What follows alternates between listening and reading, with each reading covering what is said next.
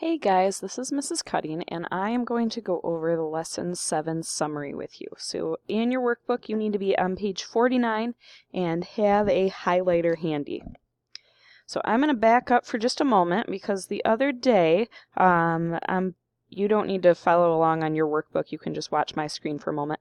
On page 47, we decomposed some of these polygons into two identical triangles, and we used a straight edge to do so. So this was my example that I showed you, and then you guys also decomposed this one. C, we decided we couldn't decompose into two identical triangles. D was a rectangle, and that one worked. E did not work. F worked. And G worked. And then in class the other day we checked those with tracing paper, and the thing that we noticed was that all of the shapes that are parallelograms we could decompose into two identical triangles. The ones that were not parallelograms, so C and E were not parallelograms, those ones did not work. We could not make two identical triangles out of them. So then we did the opposite. I gave you pairs of triangles, pairs of identical triangles, and you guys put those together to make either parallelograms or rectangles. And each of the pairs that I gave you, there was one that looked like that. There was one that looked like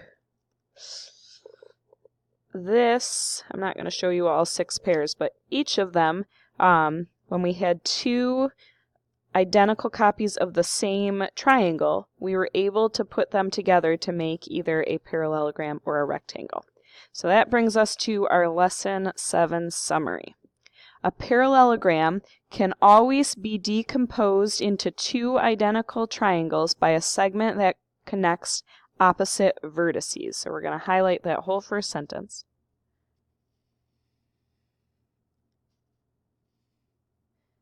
And what it means by opposite vertices is what we usually think of as like the corners, but those points.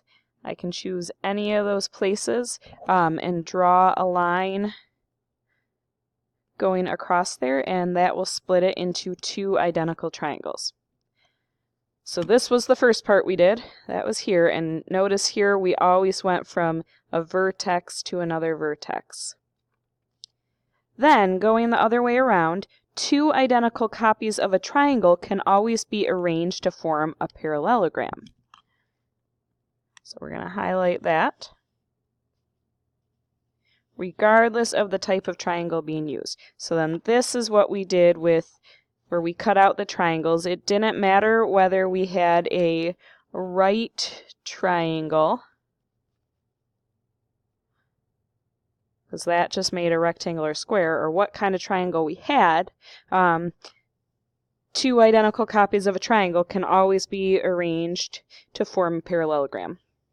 To produce a parallelogram, we can join a triangle and its copy along any of the 3 sides, so the same pair of triangles can make 3 different parallelograms. So here, they took these 2 triangles, they made a rectangle. Here, they connected them along a different side, and they made a parallelogram, and here they made another parallelogram connecting them a different way.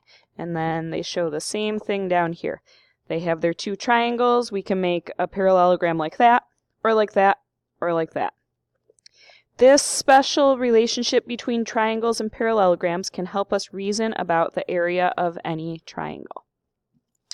On your checklist, it asks you for a code word from the video. Your code word is the color green, Green. So fill that in on your checklist, and that way I will know you watched this entire video.